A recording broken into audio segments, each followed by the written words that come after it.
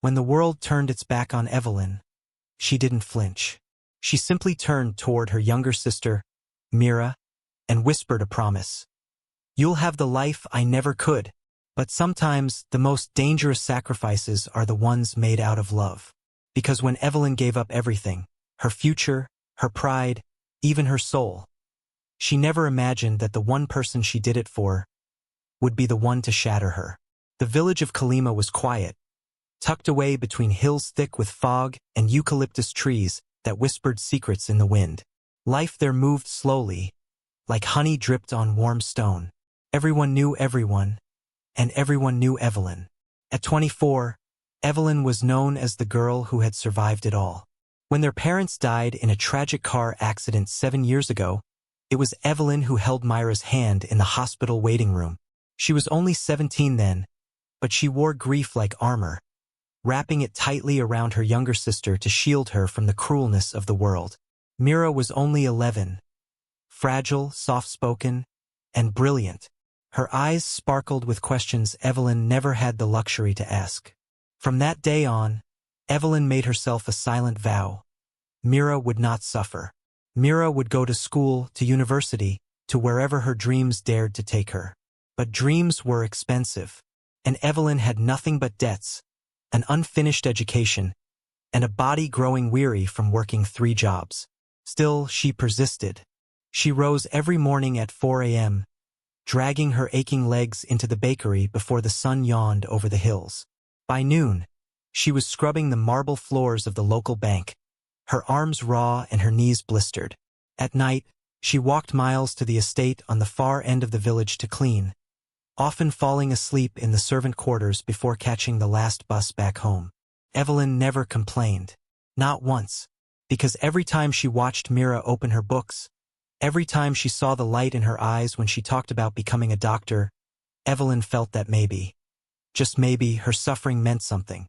Their small home was filled with silent sacrifices. Evelyn sold her mother's jewelry to buy Myra's textbooks. She gave up eating meat for a year just to afford her school uniform. She wore the same shoes for 5 winters so Mira could walk to school in new ones. Her body was breaking, but her will was iron. They never spoke much about what Evelyn did. Mira would thank her occasionally, with a passing hug or a note tucked into her pillow. But as she got older, something changed. The shift. Mira grew. Not just taller or smarter, but different. She began spending more time away from home, talking about classmates with expensive phones, complaining about their humble life in whispers she didn't think Evelyn could hear. She started asking for money, first for books, then for emergencies, and eventually without explanation at all. Evelyn noticed the late-night texts, the secret calls, the perfume that wasn't hers. But she said nothing. She was proud. Mira had made it to the university. A scholarship had helped, but there were always extra costs. Evelyn picked up more shifts, sold more things, gave up more pieces of herself. Then one evening it happened. It was the night of Myra's graduation party. Evelyn hadn't been invited. She was told it was a private thing with friends. Still, she stayed up late to see her sister when she returned, hoping, just hoping, that Mira might bring home a story, a smile, a thank you. But when Mira walked in just past midnight, in heels too tall and a dress too expensive, she looked right past Evelyn. "You're still awake?" she asked, annoyed. "You didn't have to wait up. I'm not a child." Evelyn forced a smile. "I made your favorite soup. Thought you'd be hungry." Mira scoffed. "Soup? I had sushi. Real food. You wouldn't understand." The words stung, but Evelyn swallowed them. "How was the ceremony?" she asked gently. Mira shrugged. "Fine. You wouldn't have fit in. It was classy." There it was again, that tone.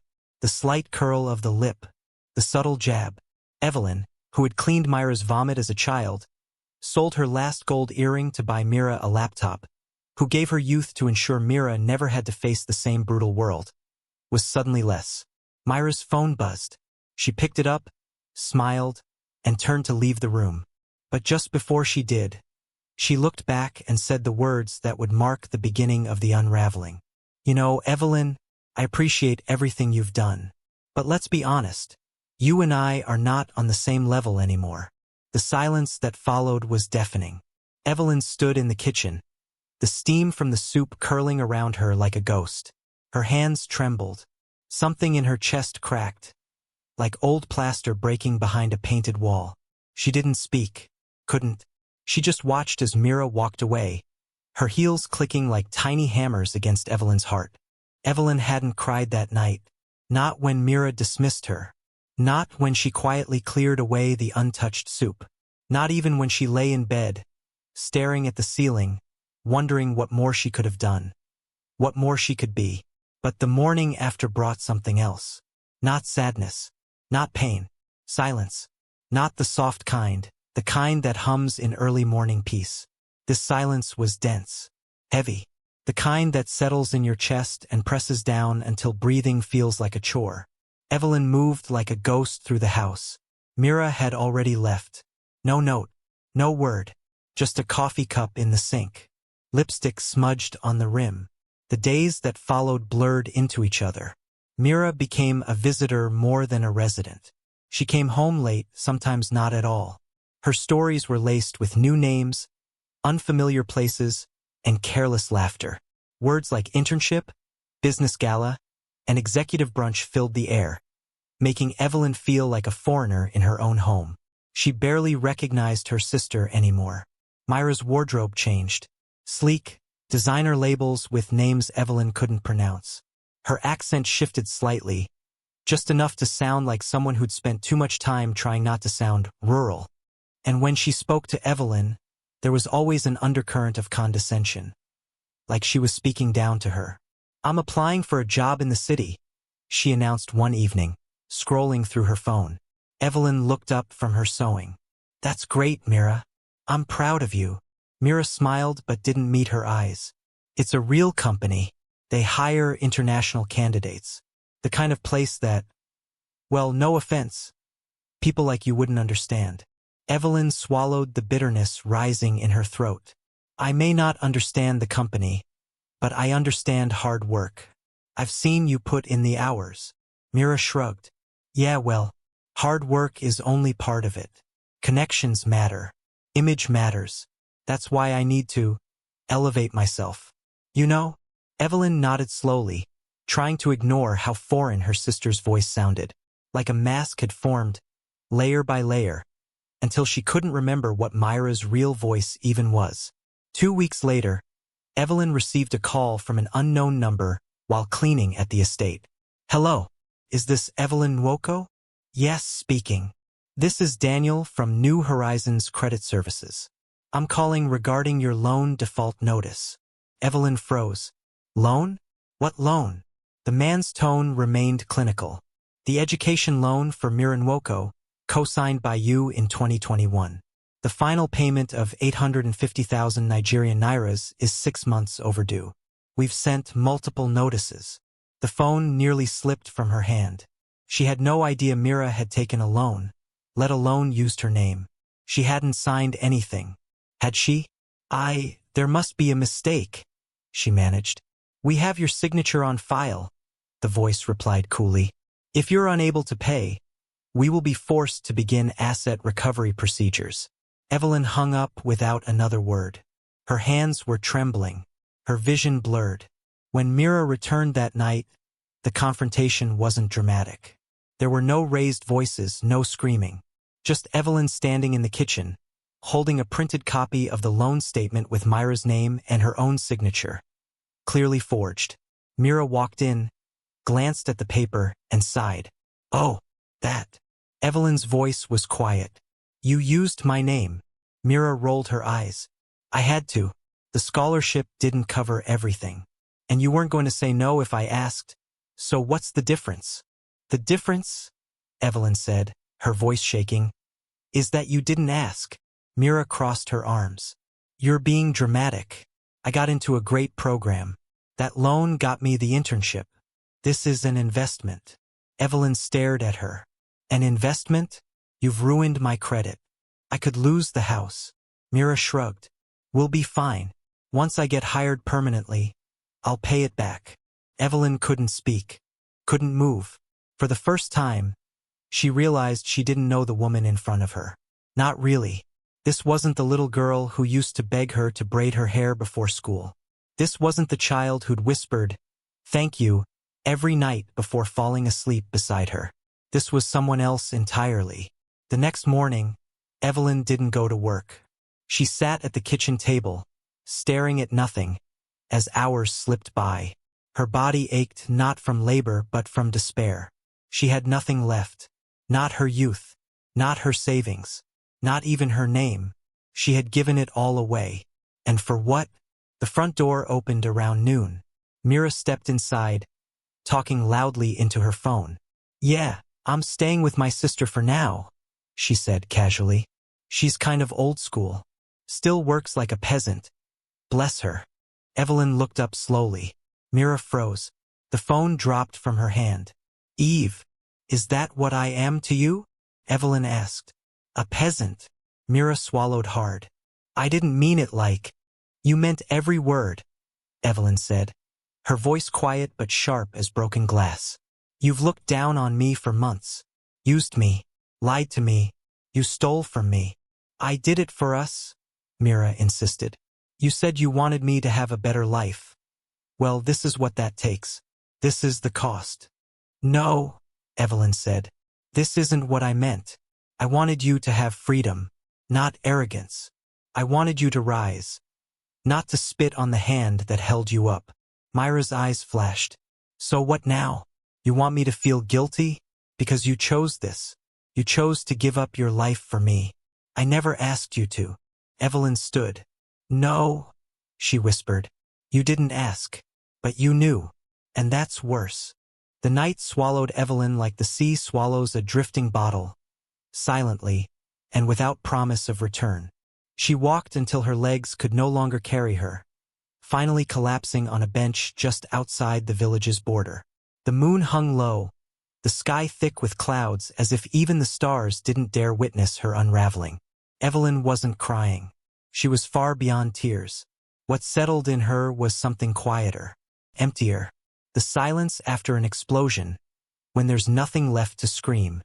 In her small canvas bag were only a few clothes, a worn photograph of her and Mira as children, and 5,000 Nigerian nairas in cash, the last of her savings. She had no plan, no destination, only one truth. She couldn't return to that house. Not yet, maybe not ever. At sunrise, Evelyn arrived at the outskirts of a nearby town, Mbenugo. It was larger than Kalima, busier, less forgiving. The streets buzzed with motorcycles, street vendors, and the rustle of people trying to survive. Evelyn asked around quietly, avoiding eye contact, voice low. By noon, she found a cheap lodging house behind an old textile market. The room was tiny, the mattress thin as paper, but it had a door that locked and a window that let in light, and that was enough. The first few days were the hardest. She lived off plain bread and water, rationing her cash like a soldier preparing for siege. She didn't call Mira. She didn't tell anyone where she was. She just existed. But by the 5th day, the need to eat outweighed the need to disappear. So she returned to what she knew. Cleaning. The woman who owned the lodging house, Madame Philo, was gruff but perceptive. She saw the desperation in Evelyn's eyes and offered her a cleaning job for the building in exchange for partial rent. It was humiliating at first, scrubbing floors for strangers, begging for half-day work from shops and houses. But there was also something strangely freeing about it. Here, no one knew her name. No one saw her as the sacrificing sister. She was just a woman with tired hands and a broom. Weeks turned to a month, then 2. And Evelyn started to feel something she hadn't felt in years. Control. She was still poor, still broken, but for the first time, her time belonged to her. Her choices, no matter how small, were her own. There was power in that. She found herself watching people again, listening, laughing even. Sometimes she sat by the main road at dusk just to watch the world move past her, sipping on a bottle of Maltina like it was fine wine. She didn't forget Mira. She couldn't. But the space between them grew like a scar, a healed one, but a scar nonetheless. On a rainy afternoon, nearly 3 months after she had left, Evelyn returned to her room to find a note slipped under her door.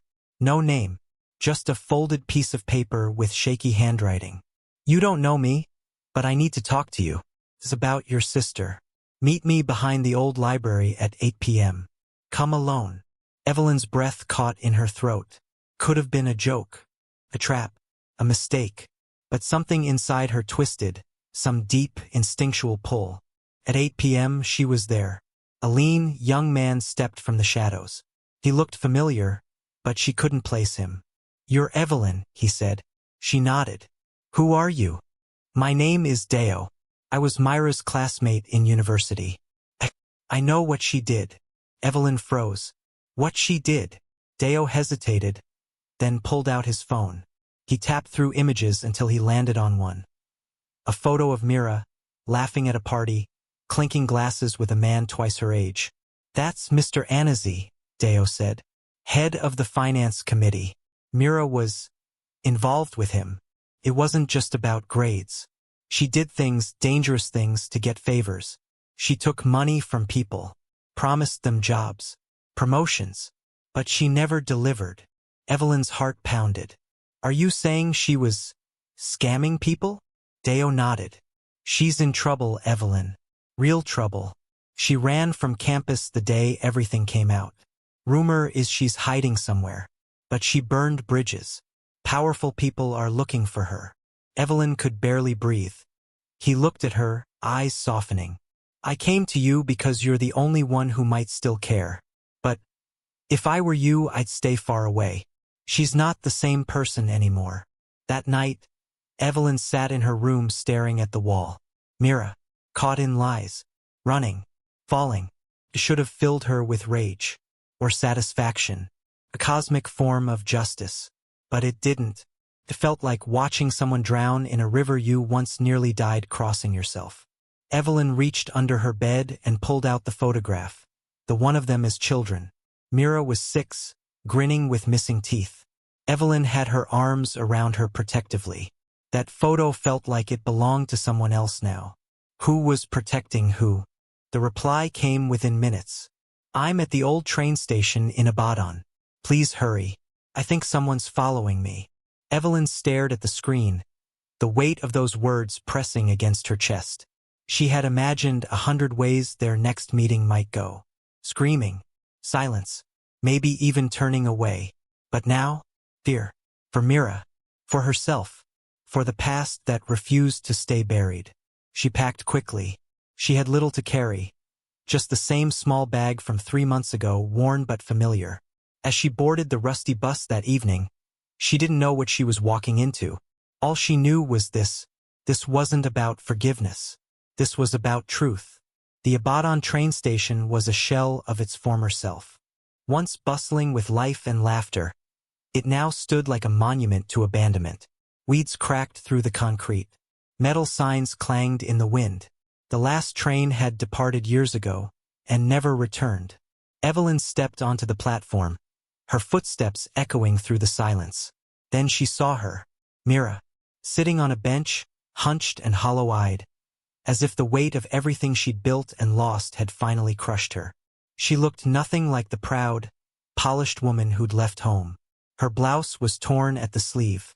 Her cheeks were sunken. The designer bag at her feet was stained and nearly empty. Evelyn walked slowly toward her, heart thudding. Myra looked up, and in that moment, every mask she'd worn, ambitious student, city girl, rising star, shattered. Eve, she whispered. I didn't think you'd come. Evelyn sat down beside her, silent. They sat like that for a long time. 2 broken pieces of a puzzle that no longer fit. I lied to everyone, Myra said finally, her voice shaking. But the worst lie was to myself. She didn't look at Evelyn, just stared ahead, at the tracks that led nowhere. I wanted it so badly, to matter, to belong. I didn't care who I had to become to get it. She swallowed hard. I took money, promised jobs I couldn't give, let people believe I had power I didn't. And when they started catching on, I ran. Her voice cracked. I was never meant to be in their world. I was just pretending. Evelyn's voice was quiet. And did it feel worth it? Mira looked at her finally. Her eyes were rimmed red, her hands trembling. For a while. But it didn't last. I lost myself, Eve. I forgot who I was. Who we were. There it was. A flicker. Not of redemption, but of recognition. For the first time in a long time, Evelyn saw her sister again. Not the woman who had betrayed her, but the girl who used to trace the stars on their ceiling with her finger and dream aloud of the future. Evelyn took Mira back to Benugo. Madame Philo gave her a cold look when she saw Evelyn arrive with a guest, but said nothing. The two sisters slept in the same cramped room, on the same thin mattress. The first few days were tense. Mira didn't speak much. She cleaned floors alongside Evelyn, humbled and quiet. She no longer complained, no longer compared. She just worked. Some nights, Evelyn caught her crying softly into her pillow. She didn't interrupt. This pain, this slow crumbling was necessary. A reckoning that no words could speed up. Then, one morning, Mira asked something Evelyn never expected. "Will you teach me?" Evelyn blinked. "Teach you what?" "How to sew. You always said it gave you peace. I want to feel that, even if it's just once." Evelyn stared at her, and slowly she nodded.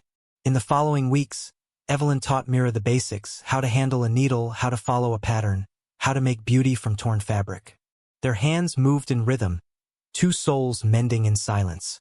The sewing room became a sanctuary. Mira began making small purses and simple dresses. They weren't perfect, but they were hers. There was something beautiful in the slowness, the deliberate way she stitched, the care in her work. It reminded Evelyn of herself years ago, before sacrifice had drained her joy. For the first time, Mira wasn't chasing anything. She was building. The morning sun filtered gently through the windows of their modest shop. Spools of thread shimmered like tiny sunbeams on the work table, and the sound of gentle laughter from passing schoolchildren wafted in with the breeze. Sisters and Stitches had become more than a business. It had become a symbol, not of perfection but of survival. Evelyn stood by the counter, running her fingers across a freshly sewn gown. Myra's work. The seams were tighter, more confident now. Each stitch a small redemption. Behind her, Mira was sweeping the floor, humming a tune Evelyn hadn't heard since they were girls. Something their mother used to sing while cooking in the old house with the leaky roof and open doors. Something had shifted in the months since Mira returned. Not a miracle, but something deeper, a quiet rewiring of the soul. One humid afternoon, a letter arrived. Faint gold trim along the edge, the name handwritten in bold strokes. Ms. Evelyn Obesai and Ms. Mira Obesai. You are cordially invited to attend the Women of Resilience Forum as featured panelists. Evelyn read the words twice before she showed Mira. You're joking, Mira said, eyes wide. I'm not. They were being invited to speak. Not because they were perfect, but because they had survived. Because they had rebuilt. The event was 2 towns over. A small gathering, hosted by a women's group focused on empowering others through shared experience. They weren't famous. They didn't have accolades. But someone had seen them. Someone had heard. The room was small, maybe 50 people. But to Evelyn it felt like a stadium. She sat beside Mira on stage, lights warm on their faces, their hands resting side by side on the same table they'd once fought across as children. A moderator asked gently, "Can you share a moment when you thought it was over? When you didn't think you'd ever come back from it?" Evelyn breathed in deeply. "There was a moment," she said slowly, "when I realized I had poured everything I had into someone else's future and forgot to save anything for my own." There were nods from the crowd. Silent understanding. Mira added, voice soft but sure. "And there was a moment when I realized the world I'd built was made of mirrors. And when it shattered, all I had left was my reflection. And I hated what I saw." Her voice cracked, but she kept going. "I broke something beautiful. I broke her trust. I broke myself. But sometimes, being shattered is what lets the light in." They spoke for 30 minutes. About pain. About sacrifice. About rebuilding what no one believed could be rebuilt. When they finished, the room was silent, and then filled with applause. Not polite, but genuine. The kind that comes from being seen. Later that night, Evelyn sat alone on the rooftop above the shop, watching the stars prick holes through the dark. Mira climbed up beside her, something in her hand. A letter, old, folded and worn. "I found it," Mira said. "The letter you left me the night you disappeared." She handed it over. Evelyn hesitated, then opened it. She barely remembered what she had written. "Mira, I don't know what hurts more, what you did or that I let you. But I'm done giving until I disappear. I hope you find yourself. But I need to find myself too. Not your shadow. Not your martyr. Just Evelyn. If you ever read this, I want you to know I didn't leave to hurt you. I left to survive." Myra's voice broke. "I read it every night, you know, after you left. I didn't know. I needed it. To feel the weight of what I'd done. To remind myself of who you were. Before I took that from you." They sat in silence, the stars stretching above them. Evelyn looked at her younger sister, not the one who'd betrayed her, but the one who'd chosen to face it. "Do you think we'll ever be okay?" Mira asked. Evelyn smiled faintly. "I think we already are. Just not in the way we expected." The shop grew, not in size but in meaning. It became a safe place for other women, young and old, to gather, to learn, to stitch their own stories into fabric.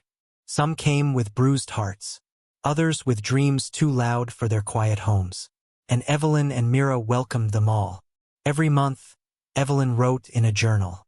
The first line of her final entry for the year read, "I gave up everything for my sister, and for a while it felt like I lost everything in return. But sometimes, the things that break us are the things that teach us how to build better." The pain never disappeared, but it changed form. It became fuel. It became purpose. And in the soft hum of their sewing machines, in the laughter of women learning together, in the hush of a village finally noticing them not as broken girls but as builders, there was peace. And Evelyn finally knew. She hadn't lost everything. She had found herself.